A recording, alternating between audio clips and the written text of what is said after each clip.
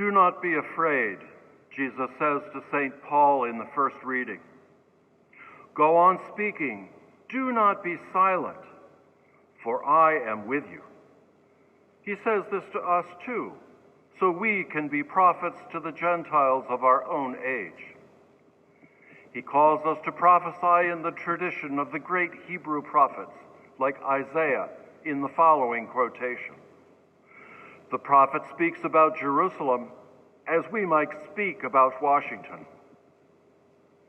How the faithful city has become a whore, she that was full of justice, righteousness lodged in her, but now murderers.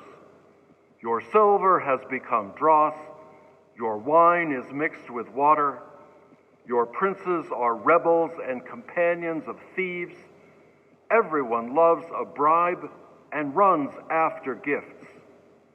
They do not defend the orphan, and the widow's cause does not come to them. This is serious stuff. This is graduate level prophesying. Let me give you two examples from our own day. First, let's call out those in authority who abuse their power for personal gain. We increasingly have lobbyists and industry people heading the regulatory agencies whose task is protecting the environment and containing the excesses of business that threaten the common good. Second, a medical doctor I know says we should call out those who have failed to teach science and the scientific method in our schools over the last 40 years.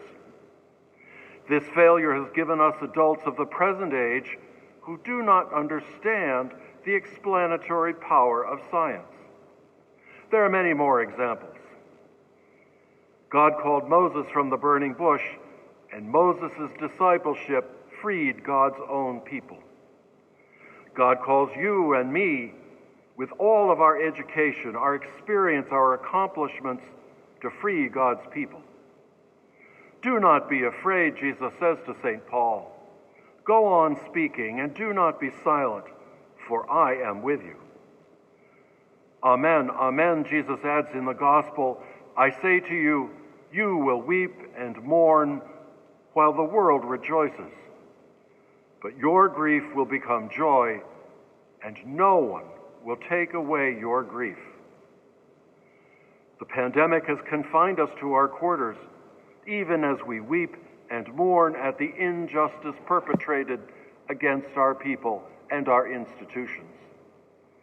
But Jesus has called us to be prophets and midwives, preachers and doers, to assist at the birth of a new era. We might end up crucified, of course, but when we follow Jesus, no one can take our joy from us.